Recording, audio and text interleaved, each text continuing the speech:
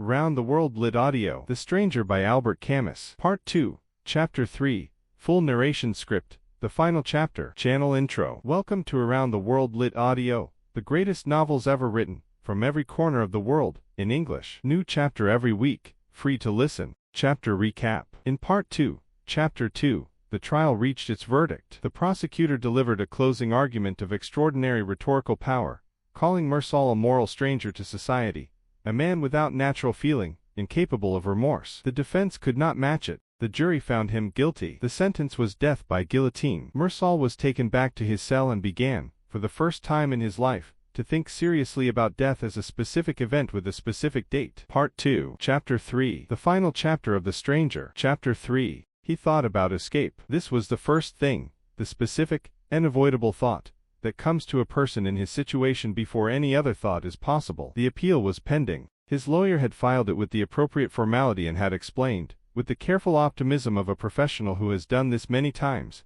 and knows what the range of outcomes looks like, that there was a chance. Not a large chance, but a chance. Meursault thought about the appeal the way he thought about everything, directly, without the self-protective elaboration that most people apply to situations they cannot control. He understood that the chance was small. He understood that the appeal would probably fail. He thought about this without the desperate energy that most people, in his situation, would have brought to it, because desperate energy had never been his mode of engagement with anything. He was not resigned. He was simply honest. The chaplain came to visit him. The chaplain was a kind man, genuinely kind, not performatively kind, with the specific warmth of someone who has chosen a vocation of comfort and has found, over many years, that the comfort he offers is real, and that people in extremity generally want it. He came to Meursault's cell with the intention of offering what he offered everyone in this place, the resources of faith, the specific consolation of a framework that places death inside a larger story, in which death is not the end. Meursault did not want it. He told the chaplain this without hostility. He said,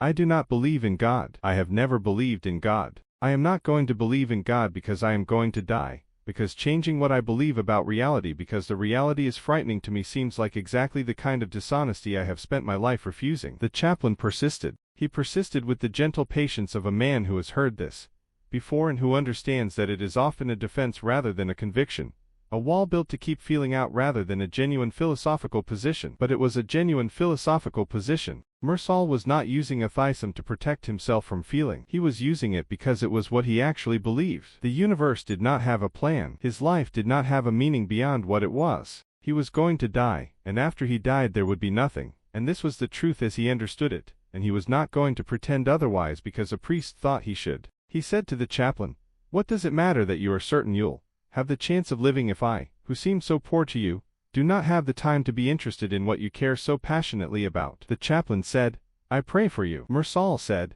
"I would prefer it if you did not." The chaplain left. And then something happened in Meursault that had not happened before in the novel, something that Camus had been building toward from the first page, from the first flat sentence about his mother dying, from the beach and the sun and the courtroom and the cell. He broke open, not into grief, not into the conventional emotional response that the trial had demanded of him and that he had been unable to provide, into something else, into rage, initially, a specific and comprehensive rage at the chaplain, at the court, at the prosecutor, at all the people who had stood in judgment of him and found him monstrous for being exactly what he was. The rage moved through him, with the force of something that had been compressed for a long time, and had finally found an exit. And then, on the other side of the rage, something quieter. He lay on his back, and looked at the night sky through the small window of his cell. The stars were out. The night was warm. He thought about his mother, about her life in the old people's home, about the friend she had made there, the man she had apparently loved in her last years,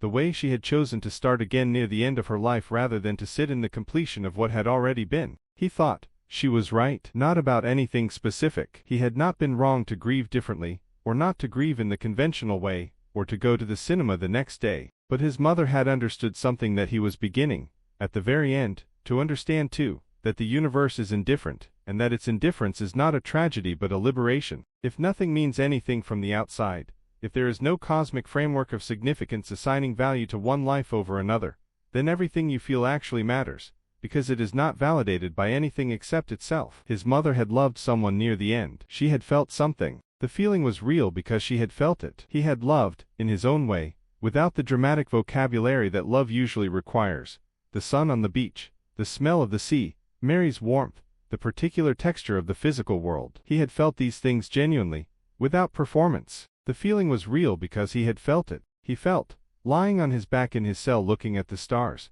something that was close to peace, not the peace of resolution, not the peace of acceptance in any conventional sense, but the specific peace of a person who has understood something true and is no longer fighting it. He was going to die. Everyone was going to die. The difference between dying now and dying later was a difference of timing, not of substance. The sun, which had blinded him on the beach, which had caused or been the occasion for the shooting, the sun was still there, indifferent, warm, real, beautiful in the way that things are beautiful when you are not requiring them to mean something they do not mean. He thought, I had been happy, and I was happy still. He thought, as if that blind rage had washed me clean, rid me of hope. And gazing up at the dark sky spangled with its signs and stars, I laid my heart open to the gentle indifference of the universe. He was ready for everything to begin again. Chapter Transition, End Series Close. You have reached the end of The Stranger, by Albert Camus. Published in 1942, when Camus was 28 years old. Banned in several countries. Ranked by Le Monde as the greatest French-language novel of the 20th century. Required reading in France,